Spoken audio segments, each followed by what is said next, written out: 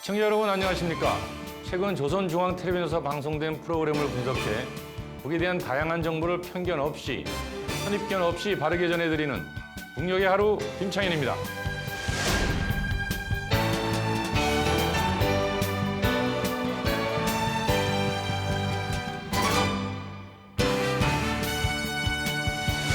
오늘도 우리가 몰랐던 북의 모습, 우리와 다르지 않은 그곳 주민들의 사는 이야기 전해드리겠습니다. 북녘의 하루 이은혜입니다.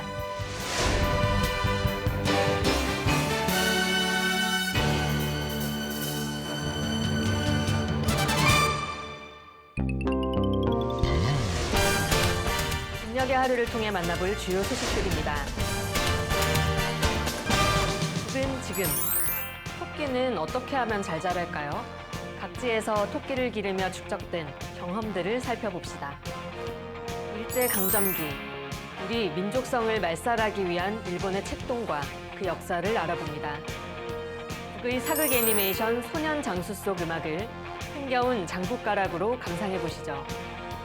국기를 휘날리는 체육 선수들 곁에서 묵묵히 밑거름이 되어준 사람들의 이야기를 전해드립니다. 북녘 돋보기, 북에는 일하며 배우는 체계가 있다는데요. 평양공업대학을 통해 그 내용과 역사를 들여다보겠습니다. 북의 이모저모를 전해드리는 시간. 그간 아찔한 북의 교회단 무대 많이 보셨죠? 할머니 할아버지의 위트 있는 꽁트 무대도 준비해봤습니다. 서울 남대문보다 먼저 지어졌다는 북의 성곽문 진북로에 대한 역사 상식 전해드립니다. 30년간 도로관리원으로 일해온 림창희 씨가 걸어온 길, 오늘의 인물에서 만나보시죠.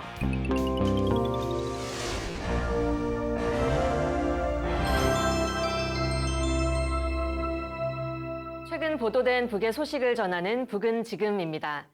북에서는 풀과 고기를 바꿀 때 대한 당정책이 있다고 하네요. 네, 산이 많은 지형을 활용해 인민들에게 고기를 먹이기 위한 방도이지요. 토끼, 염소, 양처럼 풀 먹는 집짐승을 대대적으로 기르고 있습니다. 그런 집짐승을 잘 키우고 있는 단위의 경험을 보도로 널리 전파하기도 하는데요. 오늘은 옹진, 순천시, 강계 등 각지에서 토끼를 어떻게 키우고 있나 함께 보시겠습니다. 여기는 옹진 토끼 정축장입니다. 3년 전의 낡은 건물은 이제는 찾아볼 수 없습니다. 이렇게 본듯하게 일도선 여기 정축장에서 생산된 새끼 토끼들은 더 안에 공장, 기업소, 농촌들에 공급되고 있다고 합니다.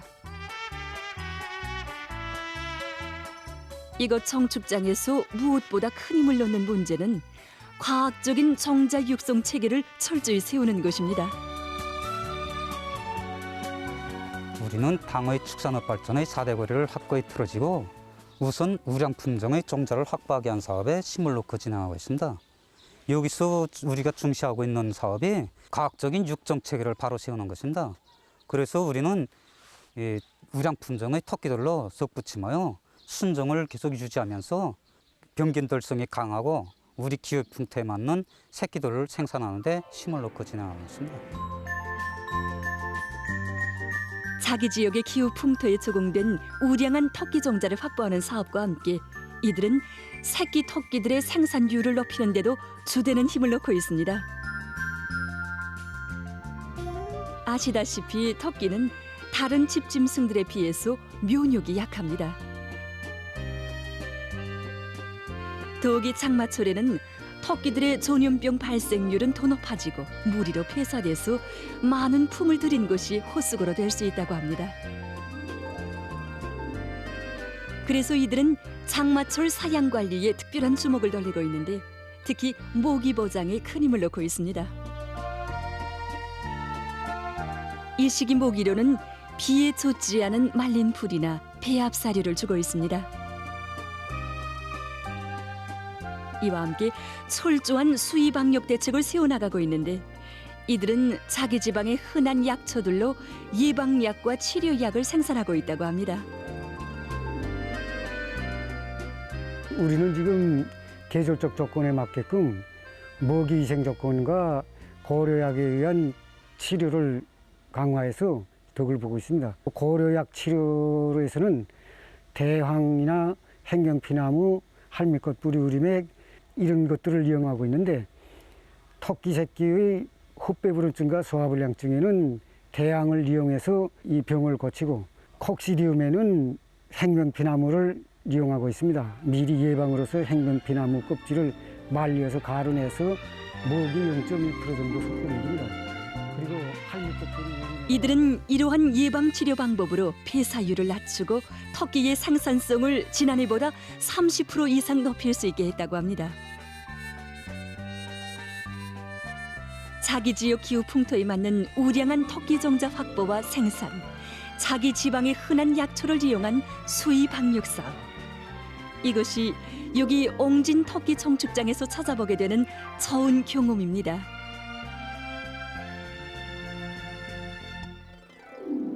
순천시 평리농장 제2작업반도 토끼 기르기를 잘하는 단위의 하나입니다. 이 작업반에서도 역시 정자 문제를 중시하고 있습니다. 우선 품종을 개량해야 됩니다. 그러니까 이거 원종 기본 우리는 이거 우량 품종으로 개량했으니까 지금 우량 품종은 2달이면 저때서 2달이면 다 큽니다. 우량 품종의 정자 토끼를 항상 70마리 이상 확보해 놓고 그저 평균 한 달에 70마리다 하게 되면 35마리는 새끼 낳는 달, 그래서 2달에 한 번씩 새끼 낳는 걸로 보고 한 마리가 평균 그저 5마리 내지 6마리는 낳는다고 볼 때 이거 좀 합쳐놓고 보게 되면 1년에 그저 2,000마리 못해도 2,000마리 정도는 새끼 생산을 하고 있습니다. 정자 개량을 근기 있게 내민 결과 현재 이 작업반의 우량 품종이라고 하는 이 토끼는 재래종 토끼보다 크기와 무게가 거의 2배나 된다고 합니다. 그러나 우량 품종의 정자를 확보한다고 해서 토끼 기르기가 저절로 잘 되는 것은 아니었습니다. 과학적인 사양 관리 방법도 확립해야 하는 것입니다. 그러니까 청소를 지금 날씨 장마철 경우에는 하루에 한 번 내지 2번은 정상화해야 됩니다. 그리고 모기를 지나치게 많이 목욕도 안 되고 뭐 비에 젖거나 물기가 있는 풀을 주지 말아야 됩니다. 그래서 우리는 여러 가지 말린 풀, 말린 남새, 그리고 나달집, 거기에 광물질 보충으로 소금도 좀 넣고 칼슘 보충해서 성형 알모기를 만들어서 장마철이나 겨울철에도 알모기를 먹이고 있습니다. 그래서 우리가 국외 실리를 얻고 있는 것은 이거 토착물 생물에 의한 토끼리 바닥 처리입니다. 공기가 맑지 못하고 이렇게 하면 각종 병이 걸릴 수 있고 그래서 우리는 이거 이번에 서조원들이 암모니아 주입가스를 토착물 생물 처리해가지고 이제 토끼에게서 생길 수 있는 콕시디움 비수성 출혈병을 예방할 수 있는 확고한 담보를 구축하였습니다. 우량 품종의 정자 확보, 과학적인 사양 관리, 모기 문제의 합리적 해결. 바로 이것이 이곳 작업반의 토끼 기르기 경험이 보여주는 성과의 비결이었습니다. 이 밖에도 토끼 기르기를 실종에 맞게 실리가 나게 해서 그 덕을 보고 있는 단위들이 많습니다. 장마철에는 그 대기 습도가 높기 때문에 대체로 토끼의 목성이 떨어지는데 건강한 토끼도 허약해지고 그래서 장마철에는 대체로 곤초를 가지고 영양가 높은 배합사료를 만들어 먹이고 있고 토끼 풀을 먹이는 경우에는 뜨거운 풀을 48시간 시들켰다가 이용하고 있습니다. 처음에는 애국풀이 이거 입구면에 거칠고 또 섬유질도 세고 하니까 토끼들이 잘 먹지 않고 또 새끼들은 입안염에 걸려서 좀 애를 먹었습니다. 그래서 어떻게 하면 토끼가 좀 잘 먹을까 하고 생각하다가 나달 부산물을 조금 섞어가지고 이거 먹였습니다. 그러니까 토끼들이 잘 먹고 또 영양 상태도 아주 좋아졌습니다. 이처럼 토끼 기르기에서 앞선 단위들의 경험은 우리 당이 밝혀준 축산업 발전의 4대 고리를 틀어쥐고 일관하게 밀고 나간다면 어디서나 덕을 볼 수 있다는 것입니다. 다른 일과 마찬가지로 토끼 기르기도 품을 들여야 합니다. 처음엔 하는 척하다가 중도에서 죄버리고 조건 타발만 하다가는 언제 가도 그 덕을 볼 수 없고 풀먹는 집짐승을 많이 기를 때리간 당정책을 관철할 수 없습니다. 이것은 다른 누구도 아닌 자신들을 위한 사업입니다. 윤택한 생활은 우리 자신들의 손에 달려 있습니다. 아, 토끼들이 참 토실토실 귀엽네요. 많은 단위에서 토끼 키우기 경험 따라 배우게 되겠습니다. 다음 소식 볼까요? 오늘도 중앙계급 교양관을 찾아 우리 피 맺힌 역사를 들여다보려 합니다. 오늘은 일제강점기 일본이 우리의 민족성을 없애기 위해 어떤 일을 벌였는지 살펴보겠습니다.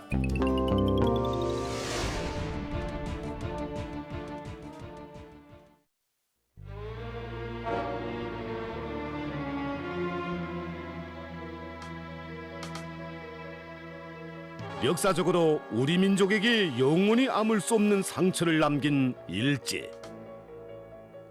중앙계급교양관에는 조선을 강점한 첫날부터 우리 인민의 우수한 민족성을 말살하기 위해서 일제가 감행한 자료들도 전시되어 있습니다.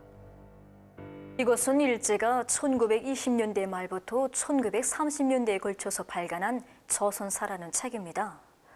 여기서 일제는 우리나라의 국가 형성 시기를 고구려, 백제, 신라의 삼국시기로 내려잡음으로써 우리나라가 마치도 삼국시기에 세워진 것처럼 역사를 왜곡해서 선전하려고 해책했습니다. 당시 동아일보는 이에 대해서 이렇게 폭로했습니다. 이른바 역사에는 조선의 문헌 전설에도 전혀 없으며 또 우리들이 꿈에도 보지 못했던 전혀 허망한 사실이 취급되어 있다. 여기서 일제가 노린 목적이 있었습니다. 원래 일본은 6세기 말부터 봉건 사회로 넘어가기 시작해서 6세기, 7세기 초에 야마도 지방을 중심으로 통일국가가 형성된 나라였습니다. 때문에 일본은 저들의 문명 사회로 이행이 조선보다 뒤떨어진 것을 미봉하고 마치도 저들이 조선보다 앞서 발전한 큰 나라였던 것처럼 위장하려고 책동했습니다. 그래서 일제는 조선 민족이 열등민족이기 때문에 조선이 일본의 지배를 받는 것은 응당하다는 것을 우리 인민들에게 주입시키려고 책동했습니다. 놈들의 책동은 이에만 그치지 않았는데 그것은 광개토항 능비의 내용을 왜곡한 데서도 잘 알 수 있습니다.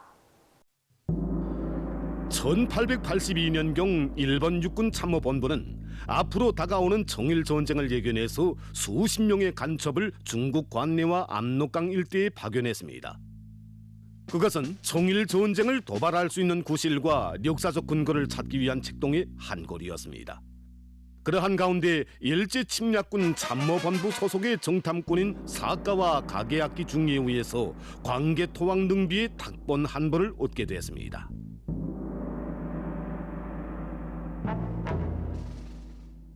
바로 이자가 그 사카와 가게야키 중입니다. 그런데 광개토왕 능비의 내용에서 주목되는 것은 고구려가 백제와 가야 및 외를 정벌한 내용을 서술한 391년 신묘년 기사였습니다. 능비에는 이렇게 쓰여 있습니다. 백잔과 신라는 예로부터 고구려의 송민이었는데 이로 말미암아 조공해 왔다. 그런데 외가 신묘년 391년 신묘년에 왔기 때문에 바다를 건너 백잔을 격파하였고 동쪽으로 신라를 회유하여 신민으로 삼았다. 여기서 백잔이란 백제를 의미했습니다. 이것은 일본 육군 참모본부의 머략가들의 주목을 끌었습니다. 놈들은 여기서 주어인 고구려를 외로 바꾸고 마치도 외가 바다를 건너가서 백제를 격파하고 신라를 신민으로 삼았다고 왜곡했습니다.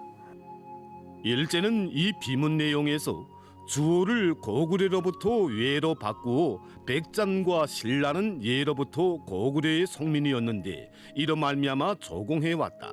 그런데 외가 신묘년에 바다를 건너 백잔을 격파하였고 동쪽으로 신라를 외의 신민으로 삼았다. 이렇게 왜곡해 놓았습니다.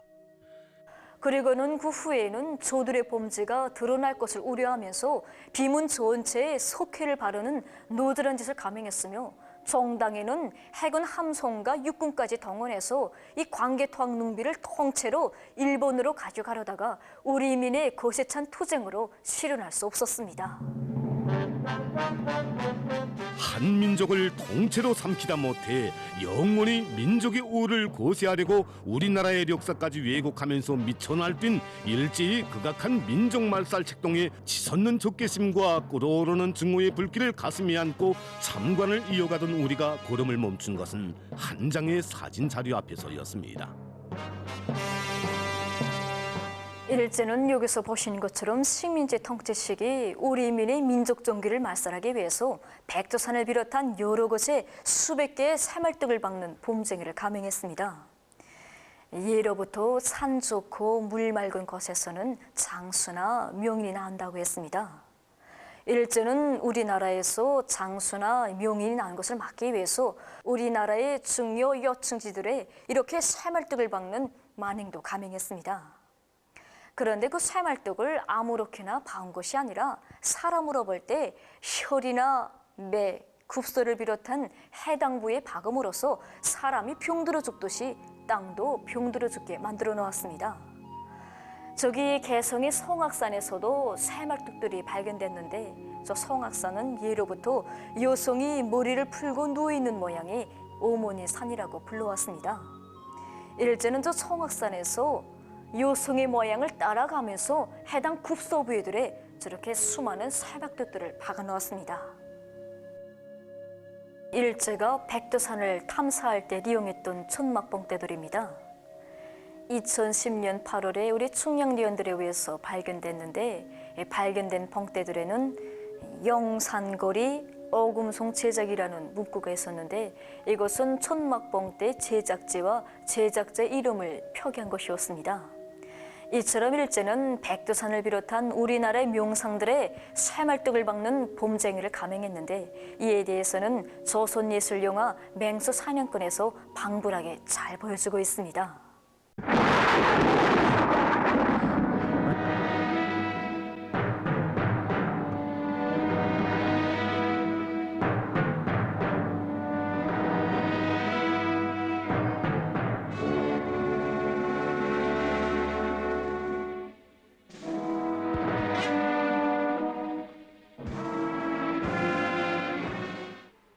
중앙표의 오명을 받들어 아마데라소 시조신께서 하사하신 필설의 새말뚝을 조선반도의 정점에 박으려 하나이다.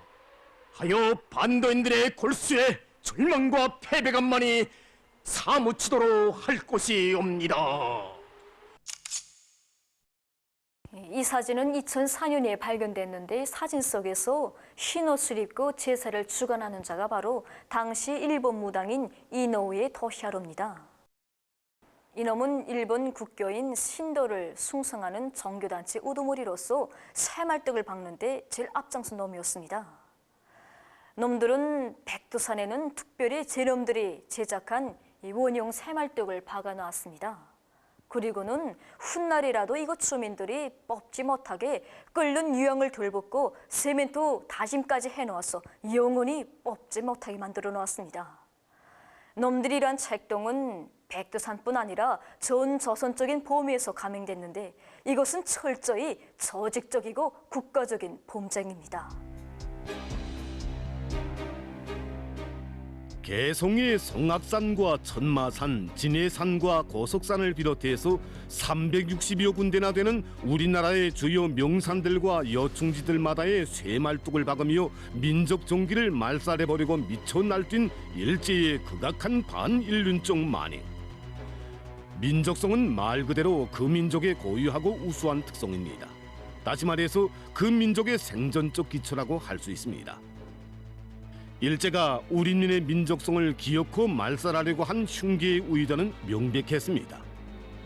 조선의 민족성을 말살하고 모두 일본화해서 이 세상에서 조선을 완전히 없애버리며 조선 반도를 야마도화한 뒷동산으로 만들기 위해서였습니다. 전시된 자료들을 보면서 우리는 일제가 우리민에게 너무나도 천인공노할 악행을 저지른 천년 숙적임을 다시금 깊이 새겨안을 수 있었습니다. 아무리 세월이 흐르고 세대와 세기가 바뀌어도 우리 교리는 우리나라를 군사적으로 강점하고 우리 민족을 말살하려고 한 일제의 비비린 죄악을 결코 잊지 않을 것입니다. 저는 일제강점기에 자원을 수탈하고 우리 국민을 폭력적으로 억압한 것도 문제지만 저렇게 우리 역사를 왜곡하고 얼을 빼앗으려고 한 게 가장 분노스럽습니다. 유구한 역사를 가진 한 민족을 사라지게 만드는 일이잖아요. 그렇죠. 그 역시 자신들의 식민 침략을 정당화하기 위한 것이었으니 더더욱 용서해서는 안 될 일입니다. 저 일제가 박았다는 쇠말뚝은 김영삼 정부 때 역사 바로 세우기 하면서 뽑아내기도 했었죠. 근데 쇠말뚝은 1984년도 북한산 백운대에서 처음 발견되었거든요. 국민들이 직접 나서서 이걸 이제 제거하기 시작을 했는데 나중에 정부가 직접 뽑은 거죠. 그런데 그 이후에 뭐 반일 괴담이다, 토지 측량을 위한 거지 실제로 쇠말뚝을 그렇게 박은 적은 없다 이런 이야기도 있던데 북에서는 저렇게 사진 자료까지 제시하면서 기정사실을 하고 있네요.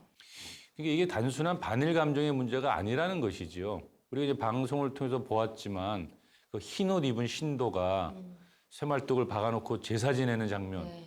정말 이 간담이 서늘해지지 않나요? 소름 돋게. 예.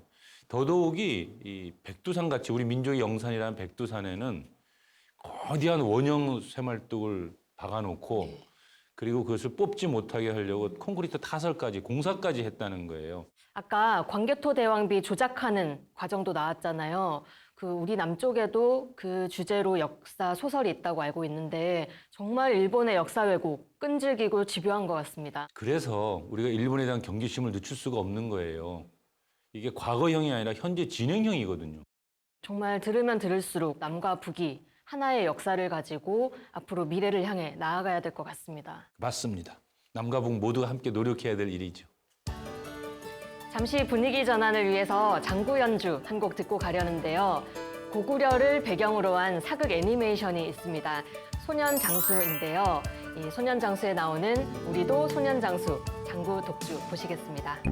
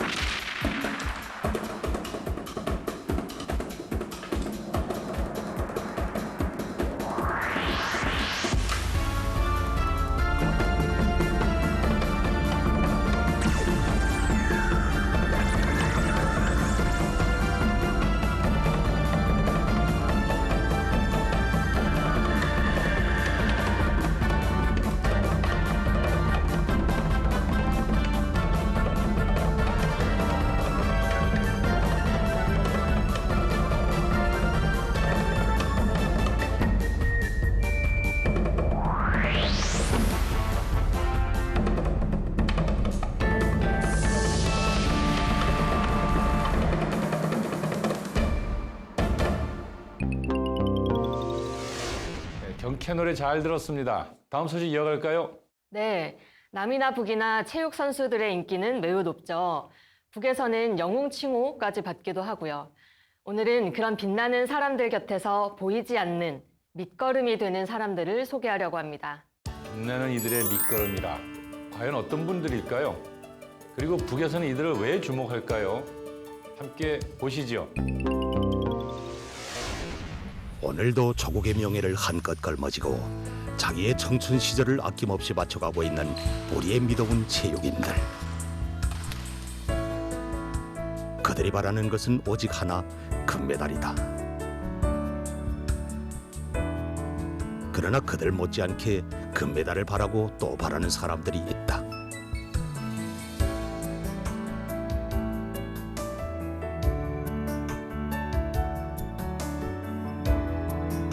이들이 하는 일은 별로 눈에 띄우거나 소문날 만한 일이 아니다.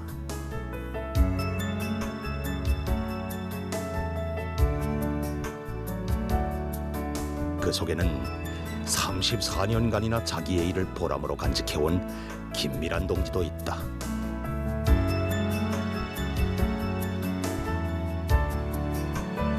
조이 선수 시절에 온이라고 불리던 미란 동지가 이제는 제가 키우는 선수들에게 어머니라고 불리면서 한 생을 이 배구관에서 바치고 있는데, 우리 선수들이나 저를 비롯해서 감독들이나 훈련 조건과 생활 조건 제기되는 게 한두 가지가 아닙니다. 근데 그럴 때마다 자기 엄마처럼, 어머니처럼 부르고, 아마 미란 동지가 일을 하면서 그 떠나보낸 선수들이 아마 제가 감독 생활하면서 떠나보낸 선수들보다 더 많을 겁니다.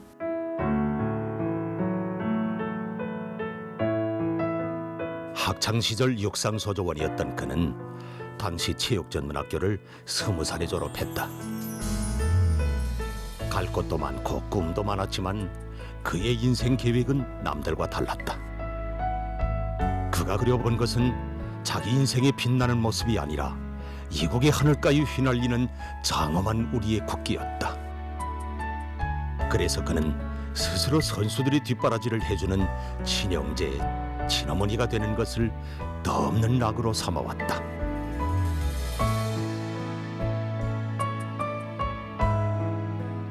그것은 바로 조국을 빛내이는 길에 자신을 스스럼없이 바치고 싶은 한 국민의 깨끗한 양심이고 자각이었다. 솔직히 그들이 하는 일이라는 게 우리 선수 감독들의 훈련 조건, 경기 보장을 위한 일입니다. 그런 일을 이렇게 오랜 세월을 묵묵히 해왔다고 생각할 때 정말 그들한테 고맙고 존경이 갑니다. 그렇게 우리 밑거름이 되준 분들이 있어서 우리가 국제 경기들에서 성과를 거둘 수 있다고 생각합니다. 인생의 행복은 어디에 있나. 화목한 가정에 넘치는 사랑이런가.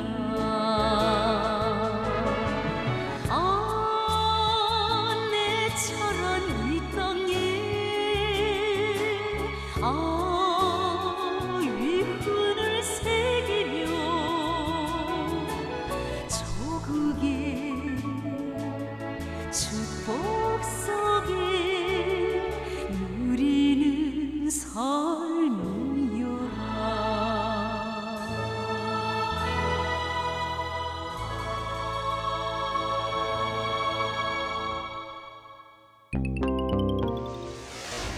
세계 무대에서 공화국기를 펄럭이게 만드는 선수들뿐 아니라 그들을 돕고 뒷받침해주는 사람들 또한 애국자라는 말을 하고 싶은 거네요. 네, 비록 보이지 않는 일일지라도 그 땀의 가치는 가장 값지게 인정받아야 하지 않을까요? 우리 사회에서도 밑거름이 되어주시는 모든 분께 드리고 싶은 말씀입니다.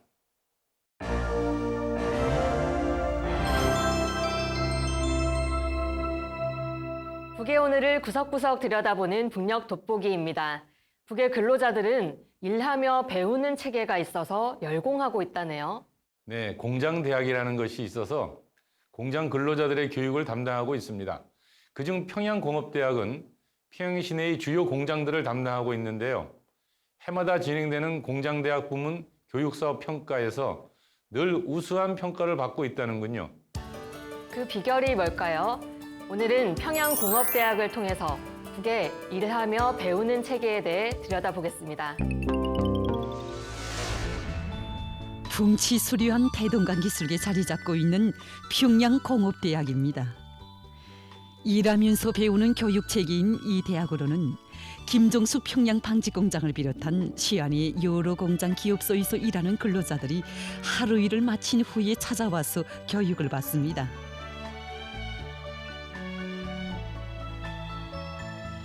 지금은 낮 시간이어서 학생들이 아직 등교하기 전입니다. 이 시간에 대학에서는 선생님들이 교육 수준을 높이기 위한 토론을 진행하고 있습니다. 우리 대학은 일하면서 배우는 교육단인 것만큼 윤우대학과 다른 특성이 있습니다. 말하자면 주간기업소가 있다는 것입니다. 우리 대학의 주간기업소는 김정숙 평양방직공장입니다. 그래서 우리 대학에서는 김정숙 평양방직공장이 생산공정의 요구에 맞게 교수 내용을 보다 더 세부적으로 구체화된 토론을 진행하고 있습니다. 현장에서 일하는 근로자들을 대상으로 하는 공장대학은 일종한 공장 기업소의 생산 정상화와 기술 개선에 직접적으로 이바지합니다. 이런 특성으로 해서 공장대학 교육은理論과 실천이 밀접히 결부되며 현실에서 제기되는 과학기술적 문제들을 민감하게 포착하고 해결하며 전민 과학기술 인재화에 적극 이바지하게 됩니다.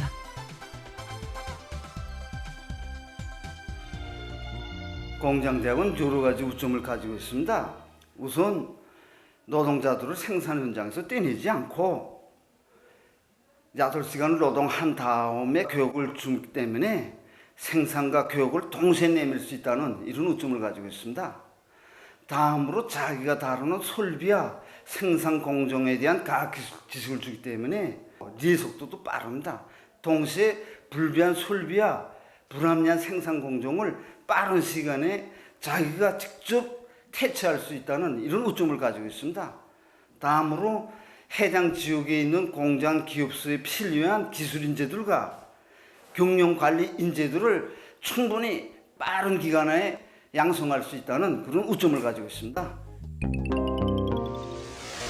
저는 배우면서 일한다고 하길래 우리 야간대학이나 야간대학원 같은 걸 생각했어요. 왜 일하느라고 학업을 다 마치지 못한 사람들 위한 학교 있잖아요.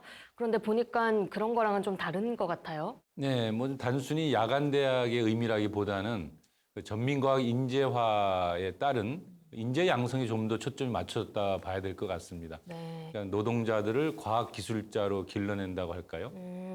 공부 내용도 실제로 공장에서 생산과 직결된 내용을 배우는 것 같던데요. 예, 아무래도 이제 공장이 돌아가다 보면 기술적으로 막히는 부분이 있잖아요.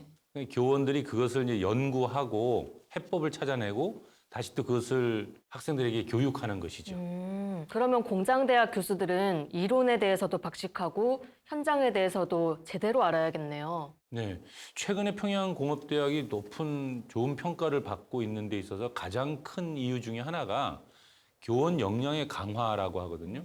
근데 교원 역량 강화의 1번이 뭐였냐면 그 모든 교원이 자기가 맡은 현장의 문제를 연구하고 실험 실습하고 그리고 그것에 관련된 해법을 찾는 과정에서 또 논문으로까지 이론화시켜내거든요. 논문까지 썼다고요?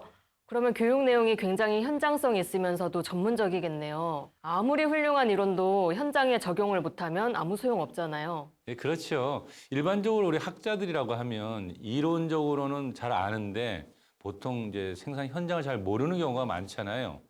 그래서 이제 이 평양공업대학에 있는 이 교수들, 그러니까 교원들이 생산 공정을 쭉 뽑아가지고 하나하나 다 이 경험을 했다는 거예요. 공장에서 직접. 예, 그러니까 뭐랬더니 현장 체험이죠.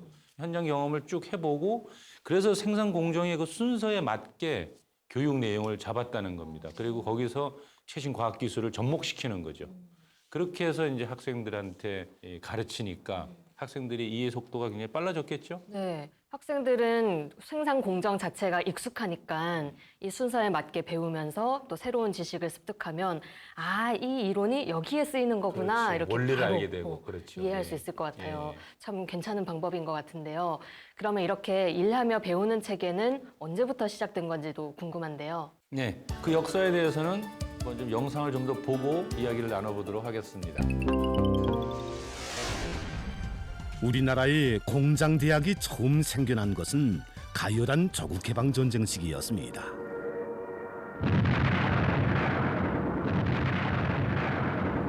여기는 평안남도 성천군에 있는 옛 지하병기 공장. 지난 조국해방전쟁 시기 전시 무기 생산을 보장하던 여기에서 첫 공장대학이 탄생했습니다. 위대한 수령님께서 전쟁 시기 여기 군자리를 처음으로 찾아주신 날이 1951년 1월 10일이었습니다. 그때 수령님께서 공장 복구에서 제기되는 문제들을 하나하나 가르쳐 주셨는데 이 문제들 중에 기술자, 기능공 문제도 있었습니다. 그때 우리 수령님께서는 지금 우리에게 노력도 부족하지만 그보다 더 부족한 것이 간부라고 하시면서 이 민족 간부 문제는 나라의 만년대계와 관련되는 사활적인 문제라고 우리 자체의 힘으로 관리 일꾼들과 기술자, 기능공을 키워서 이 문제를 해결하자고 간곡히 가르쳐 주셨습니다. 그러시면서 수령님께서는 우리 자체로 공장에 일하면서 배우는 대학과 전문학교를 내와서 민족 간부 문제도 자체 힘으로 해결해야 한다고 간곡히 가르쳐 주셨습니다.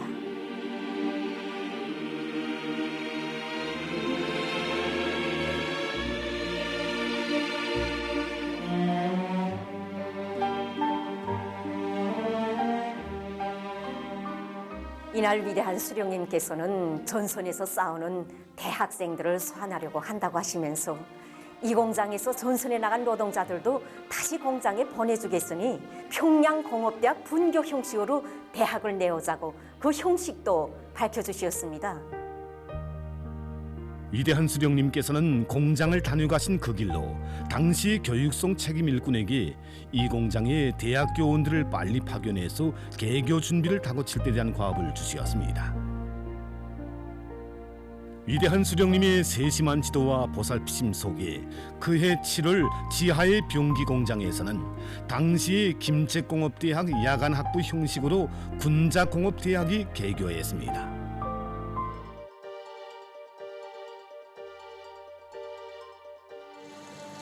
위대한 소령님께서는 전하의 나날에 이룩하신 기술 일꾼 양성 경험에 기초해서 전후복구 건설 시기에도 일하면서 배우는 교육을 실시하도록 하셨습니다. 이리하여 당시의 강선 제강소에서는 1956년부터 야간 기술 교육이 시작됐는데 다부작이 수령과 민족과 운용, 노동계급 편에는 그때의 역사적 사실이 그대로 반영됐습니다. 공장대학이라. 공장에도 대학이 생긴가? 예, 공장대학. 이것은 여태 세상에 있어보지 못한 일하면서 공부라는 새로운 교육체계입니다. 그래서 우리 제강소에도 강선공업대학이 생겼습니다. 강선공업대학이다. 그럼 여한 중에도 상면이다. 우리 수령님은 천재이시오. 벌써.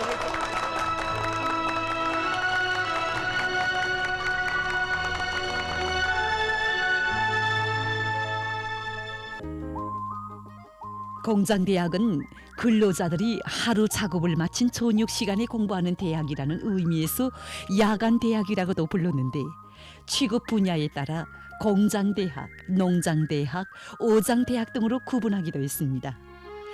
일하면서 배우는 교육체계에는 공장대학 외에 통신대학도 있었는데 그것은 현장에서 일하는 근로자들이 한 해에 2번 정도 대학에 등교해서 수업을 받는 것이었습니다.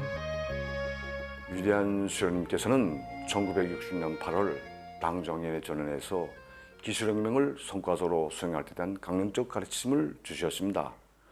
그때 그 위대한 수령님께서는 앞으로 7기년 기간에 우리나라를 발전된 공업가로 전변시키자면 많은 기술 일꾼들이 필요하다고 큰 공장, 기업소, 농목장들에 일하면서 배우는 대학들을 설치 운영하고 그를 통하여 많은 근로자들을 짧은 기간에 기술근로 기술대에 대한 강령적 가르침을 주셨습니다.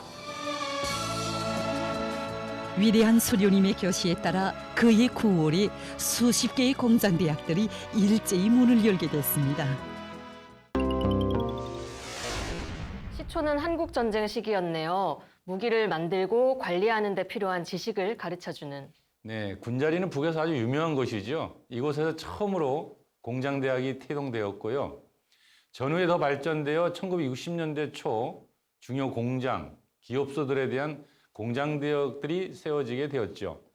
공장대학, 어장대학, 농장대학 이렇게 발전해 왔습니다. 네, 김정은 시대에 와서도 이 체계 더 발전하고 있겠죠? 네, 말 그대로 전민과학 인재화 시대인 만큼 그 중요성은 앞으로 더욱 높아질 것입니다.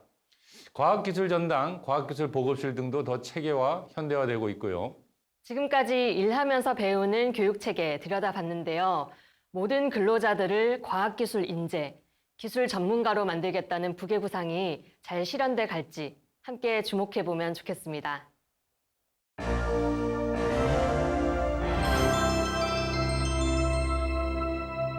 조선중앙텔레비전에서 방영되는 다양한 프로그램을 모아 보여드리는 북이모저모 시간입니다. 오늘도 어떤 흥미로운 소식이 준비되어 있을지 기대하셔도 좋습니다.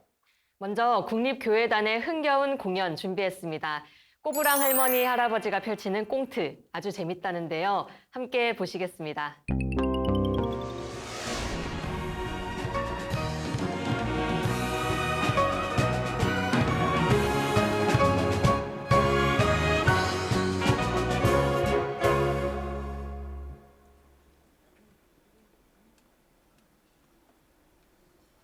아니, 젊었을 땐 타봤다면서 떨긴 왜 이렇게 떠시오? 열에도 떤다고? 그럼 어디 한번 타보시오.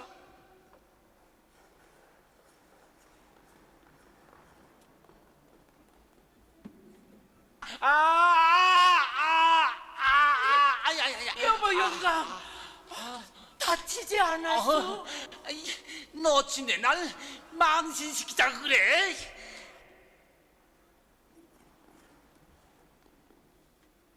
날 좀 보라고요.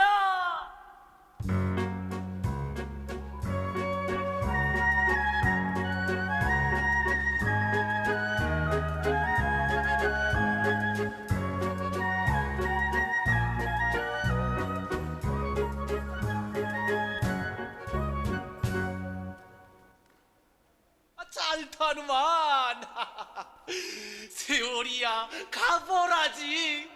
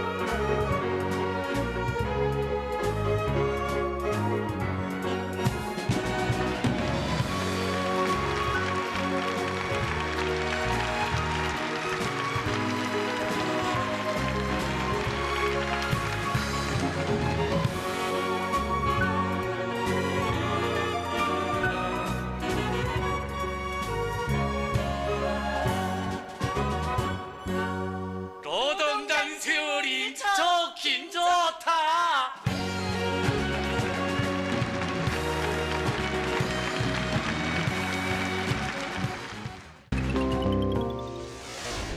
다음은 북의 역사 유적지 한 곳 다녀오겠습니다. 조선시대에 건립된 성곽문 진북루입니다. 서울의 남대문보다도 더 일찍 건설된 거라서 조선 초기 성문 건축의 여러 특징을 살펴볼 수 있다고 하네요. 또 어떤 역사가 비껴져 있을지 함께 보실까요? 량강도 갑산군 갑산읍에는 조선 봉건 왕조 시기에 세워진 진북루라는 력사 유적이 있습니다. 진북루가 처음으로 세워진 것은 1393년입니다. 당시 갑산읍송에 있던 여러 개의 루종들 중에서 진북루는 제일 웅장한 루종으로 손꼽혔습니다. 진북루는 우리 손조들이 나라를 지켜 싸운 갑산성의 남문다락으로서 훌륭한 건축술을 보여준 문화유적입니다. 진북루라는 이름은 북으로부터 쳐들어오는 적을 나가면서 막는 루각이라는 의미에서 문자 그대로 누를 진 북육북 다랑극자로 되었습니다. 진북루는 견고하게 높이 쌓은 축대와 위용 있는 이층분루로 이루어졌습니다. 축대의 벅판에는 반원형 무지개 문이 나 있습니다. 일매지게 다듬은 털들로 견고하면서도 정교하게 쌓아올린 무지개문은 당시의 높은 건축술을 엿볼 수 있게 해줍니다. 축대 위에 빙 돌린 평각휘에는 쏘는 구멍들이 뚫려져 있습니다.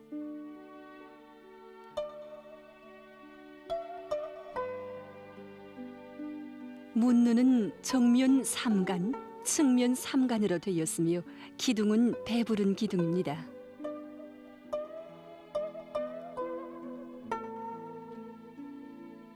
지붕은 겹초마 합각 지붕으로서 경쾌하게 들려 있어 루종의 웅장함을 더 한층 돋궈주고 있습니다.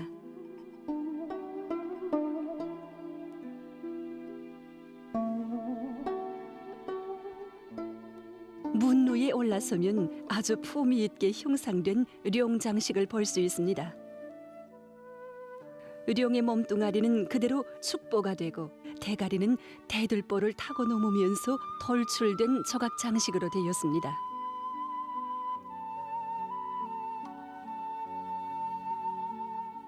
기둥 위에 설치한 두공들과 아름다운 장식 무늬들은 루종을 황홀하고 화려해 보이게 해줍니다.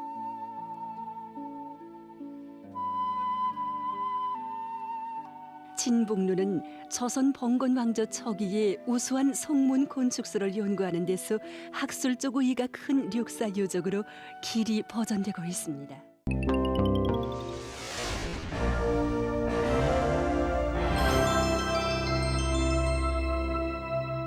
북에서 주목받는 사람들의 이야기를 전하는 오늘의 인물 시간입니다. 오늘의 주인공은 17살 나이부터 30여 년을 한 도로를 맡아 관리해온 림창희 씨입니다. 30년간 같은 도로를 빗자루질하는 일. 처음의 마음을 계속 지켜오기 쉽지 않았을 텐데요. 그는 어떻게 한평생을 살아왔을까요?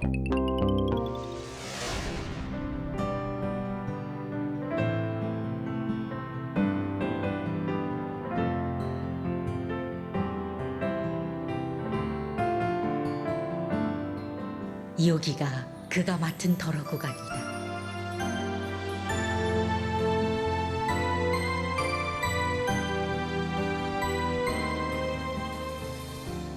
30여 년 전 17살 때 그는 이 도로에 섰다.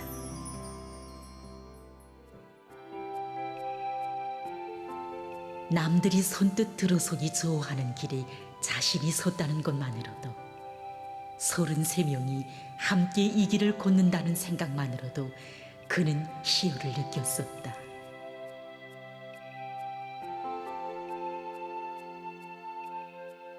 하지만 청춘의 낭만 하나만으로 끝까지 갈 수 있는 길이 아니었다.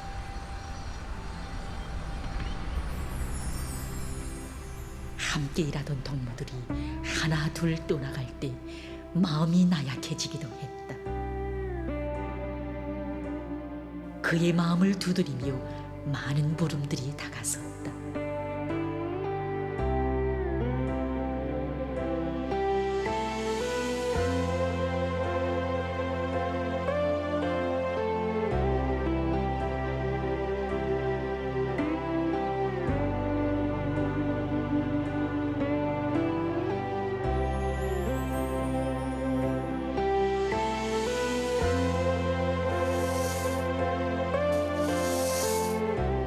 길에서 그가 울리는 빗자루 소리는 단 하루도 멈춘 적이 없었다. 그것은 그의 대답이기도 했다.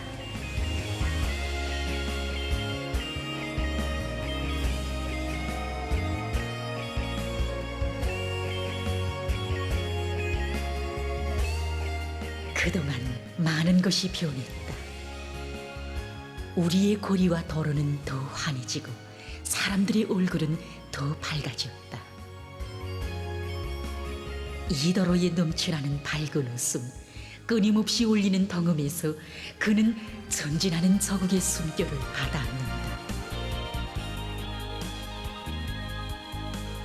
그는 결코 이길만을 쓰러오지 않았다. 그는 양심의 길을 쓸고 또 쓸고 필세라 다지고 또 다졌다.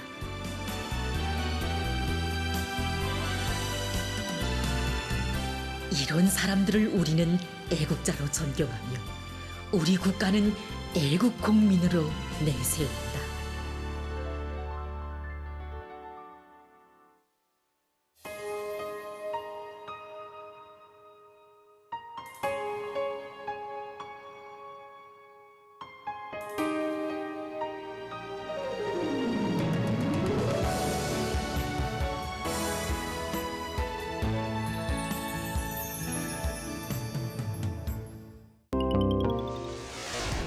오늘 순서는 여기까지입니다. 여러분, 오늘도 북과 조금 더 가까워지셨나요?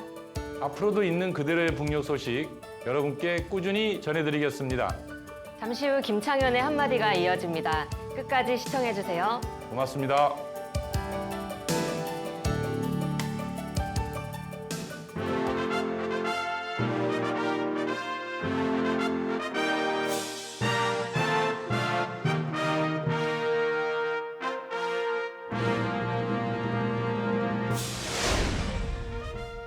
귀한 대학 졸업장 이야기를 하려고 합니다. 북에는 공장대학이라는 학교가 있다는군요. 일하면서 배우는 체계라고도 한다지요. 언뜻 생각하면 야간대학이 떠오릅니다. 낮에 일하고 밤에 젊어서 다 하지 못한 공부를 하는 장면. 한마디로 주경야동 말이지요. 고급 중학교를 졸업하고 바로 대학에 가는 학생들이 20% 정도라고 하니 바로 대학에 못 가고 현장에 들어갔던 노동자들이 뒤늦게 다시 대학을 다니고 싶은 욕구가 있을 것입니다. 이들의 늦깎이 공부를 도와주는 곳이 공장대학이 아닐까라는 생각이 먼저 들었습니다. 조금 더 들여다보니 그런 것만도 아닌 듯합니다. 노동자들을 자기 공장의 과학기술자로 키우는 교육이라고 하니까요. 무엇보다 눈에 띄는 것은 가르치는 교수들부터 현장에서 생산활동에 참여시킨다는군요. 공장 돌아가는 것, 생산 공정을 알아야 한다는 것인데요. 놀라운 변화가 일어났다고 합니다. 교원들은 매 과목의 내용을 공장의 생산 공정 순서로 구성하고 여기에 최신 과학기술을 접목시키기 시작했다는군요. 한마디로 교육 내용이 실용적으로 바뀌고 보다 현대화된 것이지요. 교원의 변화는 곧 학생의 변화로 이어졌는데요. 자신들이 알고 있는 공정에 대한 원리 교육을 받게 되니 최신 기술 인식 능력이 커졌겠지요.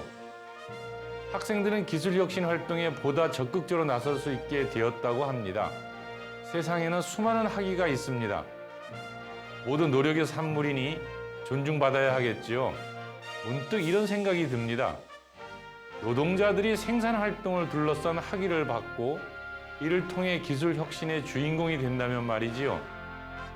정말 공장대학은 살아있는 교육, 실용적인 교육의 산실이 아닐까 싶습니다. 이것이야말로 무엇과도 바꿀 수 없는 노동자의 귀한 대학 졸업장이 아닐런지요. 북녘의 하루, 김창현의 한마디였습니다.